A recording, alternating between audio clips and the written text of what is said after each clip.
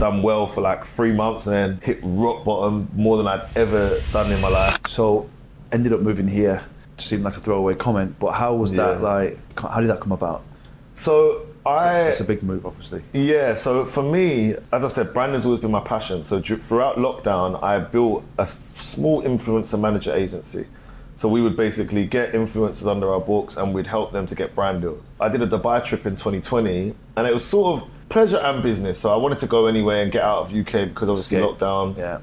But I also thought, let's bring some of our influencers and try and get clients out here. So I did that and I ended up getting clients out here. One of the clients I got was building a shisha-based brand. He was building an app at the time. So he was basically like, we ended up connecting really well. He was from where I was from in London.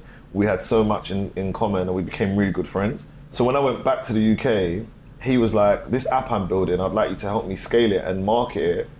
But I'm also thinking to back it with an actual lounge. Got it. So I was like, okay, sick. And he was like, how would you feel about getting involved? You just do the marketing and the branding and I'll front it. I was like, sweet. 6 weeks later, I moved.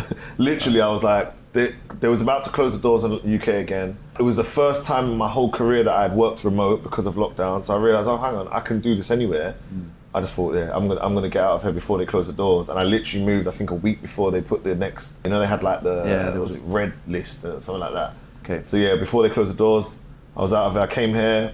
We opened the lounge in Marina, which is still there to this day, but I'm no longer involved in the project. Okay. Yeah, from there it was just like figuring it out. It wasn't all smooth sailing, as we all know when we live here. I'd done well for like 3 months and then hit rock bottom more than I'd ever done in my life. Like I hadn't been at rock bottom for like maybe 10 plus years, so that was uncomfortable. Why was that? That was a result of a few different things. So firstly, I had a lot of problems with my car up and company in the UK. I had tax issues back in the UK with an accountant that I thought was doing things the right way that wasn't. Bad financial management, a few bad decisions, committed to some projects that didn't go well. So I basically became the face of 2 projects that didn't do well. Like the story we were just talking about off camera. Yeah. And it was like, you either have to sit on that and deal with the loss or you run away and you escape on it. And I think, not physically, but mentally, I definitely ran away for the first few months. Then I realized I want a career and I want to be a brand. You can't run away. So I had to face it, which meant financially I went down and it's just a really, really difficult time.